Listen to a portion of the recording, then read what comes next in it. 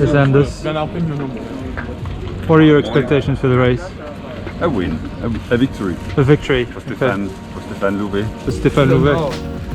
No, we will escort Tom at the bottom of the last climb and then we blew up everywhere. Quel est ton programme pour aujourd'hui? M'accrocher, croire, never give up. Et puis on verra. Alors là on a un des champions du BCT là. Encore le peloton.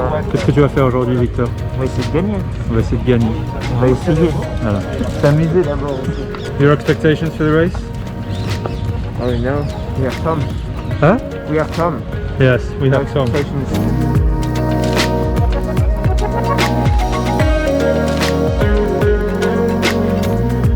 Antoine, qu'est-ce que tu vas faire dans la course? Ça je sais pas. On verra. Hein. Mais attends, Ah, on est là pour rouler, hein. on est là pour rouler. C'est la phrase du jour. Where is Stan? Stan will arrive at He's in bed. 5. He's in bed still. A bad computer. What are your expectations before the race? I think I will win.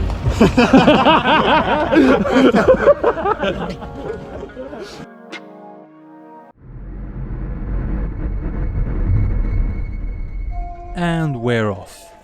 And immediately I feel like a total amateur because it takes me like forever to clip in. So I lose. I was on the front line and I managed to lose like 40 places in about 10 seconds, which is just great. But no biggie. This is a bit like a Zwift race in a way because everybody sprints to get into a good position and towards the front. And that's exactly what happens here. So here you can see Stéphane immediately trying to attack, and I think to myself, well, why not try to bridge up to him to try and see whether we can make a breakaway stick. That will be a nice way to start the race. And I think there are around 4 of us here who managed to break away. It's quite nice feeling to be at the front of the race. But then immediately I look over my shoulder and I realize, well, they're like 20 meters behind. There's no point really expending a lot of energy there so early on in the race. So it's worth remembering that there were 14, 15 of us in the race, and that gave us the ability to control the race in so many ways. So here you can see a lot of people attacking, and every single time one of us would be there to bring the breakaway riders back. So that was really, really good to see. At that point the pace dropped a little bit. You can see I'm doing less than 200 watts. I'm having a casual chat with Anders. We're having a cup of tea at that point, or a cup of coffee, or a beer even, I don't know. Didn't feel too difficult, and we're actually quite squeezed in as well. And then as soon as the road ramped up, and you can see that here, that enabled us to move up a little bit. You can see Eduardo here. You can see Antoine, you can see Jonathan. And isn't that a great sight? I mean, the BCT was all over the place. We were always there at the front of the race. You can see Tom here giving an illegal push from, I think, Eduardo. And then we realized that actually we're quite strong here. We can do something.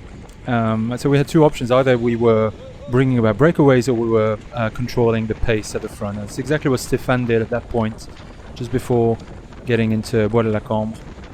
You see Augustin here on the left hand side sprinting to catch Stéphane, I think, at the front of the race. And then here I think one of us was driving the pace here to prevent any more attacks just before getting to Bois de la Cambre.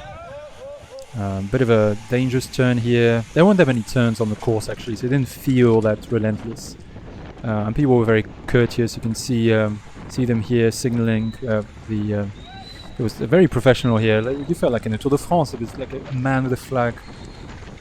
Oh, your mask is sticking out. Oh, thank you very much. Let me put it back in for you. It's quite a funny moment there. At that point, Eduardo attacks as well. So you had a relentless set of attacks, and either we were on it or we were trying to bridge him back. I think Anders was at the front of the race as well. And I basically tried to sandbag to make it stick, but again, they didn't have much of a gap, so that was a bit pointless, but it was worth trying. It was worth trying nevertheless. At that point I almost crashed into the barriers. You can see I take a very wide turn. I almost crash into the barriers, but I make it, and I panic here. I think I hit my maximum power output of the day, like 1,200 watts, just to sprint back up. You can see Antoine attacking on the left-hand side with another guy, but it didn't really work out well. He told me afterwards that the other guy was not really taking any turns, so that was a bit of a wasted effort. More attacks again here on the right-hand side, and Anders, you can see him, and I think it was Thomas here or Stéphane trying to pull them back, and quite successfully. And that's such a nice sign. We look at Stéphane and Thomas here on the left-hand side, taking control of the race, driving the pace to protect riders like number 37 here, actually Tom, who was one of our protected riders.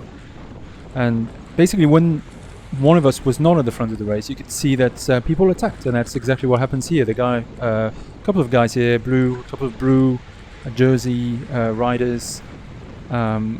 So when that happened, of course, one of us would be there to bring them back. And again, Anders here trying to do so. And it's always nice to sit on Anders' wheel, because he's quite a powerful rider, so you don't actually feel much of a draft when you're behind him, because he's extremely tall as well. Here Stéphane basically was taking control of the race, trying to bring one of the breakaway riders. You can see on the left hand side of the screen here.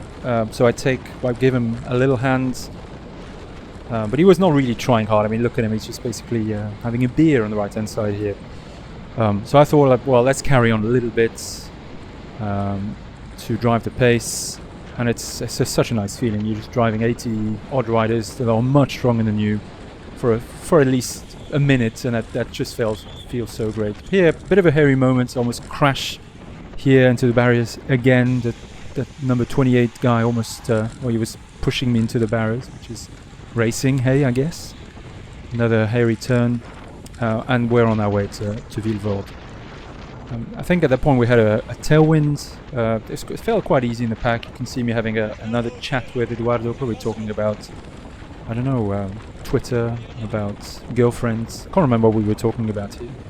Jonathan was bored at that point. He decided to replace one of our guys at the front, and he does so very successfully.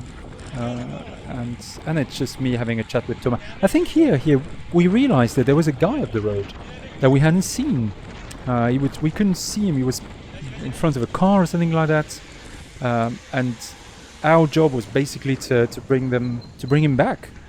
So Augustin here taking a strong turn, and I yell at him, just go for it, Augustin. Help us out. This is where you can be useful to the team. And he does so quite well. So it takes a strong turn, and of course, Anders takes an even stronger turn, because he's got the breakaway rider inside. And look at the watts I'm having to push to stay in the wheel. I'm at 600 watts. He's doing 50 kilometers per hour in a headwind, for crying out loud. I mean, that was really impressive to see. And eventually we catch him. You'll see him in a minute. Here he is, right hand side. And I think at that point Stéphane was driving the pace. Yes, he's waving at his supporters here. It's a bit of a funny moment.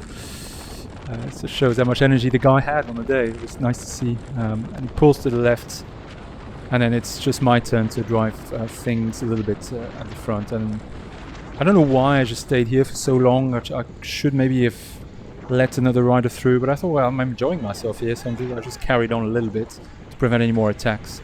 And then as soon as the road pitched up from docks, you can see on the left hand side, up, I just could not follow the pace. So you can see me losing more and more places. But then I'm happy to see that so many of our stronger guys up there, which is nice to see. So yeah, I'm losing more and more places. Stein is here. Stein's always at the back of the peloton. I don't know how he does it. He always knows when to move up. And in fact, towards the end of that climb, you can see him moving up on the right hand side. But I just can't keep up. The pace is too high, and I'm slightly exhausted at that point. So here we're on the last downhill of the course. I managed to have a little chat with Laurent, with Evan, with François as well. And it's nice to see them there as well. I mean, as I said, there's so many of us on the in the race, 14 or 15 of us, and it was good to see everybody there. Augustine, you can see him attacking downhill. You can see him around the corner. Don't think it did anything, but it was worth trying, I guess. We're on the cobblestone section, and my god, I was so happy that we didn't race on wet roads. It would have been a disaster there. But anyway, that was nice. So here I have Laurent in front of me. Give a tap on the shoulder to Stéphane on the right hand side. It's nice to see him. He was working so hard throughout the race. And I've got a bit of energy left, so I think to myself, let's be the egocentric maniac that I am and attack to try and move up the placings a little bit. Why not have a bit of fun? And surprise, surprise, who's in my wheels? Stéphane Louvet, who's also recovered, I think. And it was nice because I think we stayed together until the end, taking turns. And I don't think we got overtaken from now on until the end. We managed to catch up to other riders, but yeah, that was nice. So we get to the top of the climb, left-hand turn. Stéphane takes over, drives a furious pace at that point. And then our ambition, which is to basically finish the race in style, and we did so by beating this poor rider in front of us with a light blue jersey. Nowhere near as nice as the BCC jersey, but I guess he couldn't have known. And then I thought, well, let's try my useless sprint. So I don't even reach 1,000 watts. For a big guy like me, that's really pathetic. But somehow, yeah, I mean, at that point, we're so happy. We did really well as a team. I'll find out later that Victor finished third. You know, I didn't think we were going to be able to control the race or to be actors in the race in the way that we did. So it was really, really good to see. Yeah, and let's hope that we can improve on that next year and actually win it. So I think we've got the team to do it. You see Stéphane waving the supporters on the right-hand side. And you've got a view of the Atomium, which is great. Cheers. Cheers.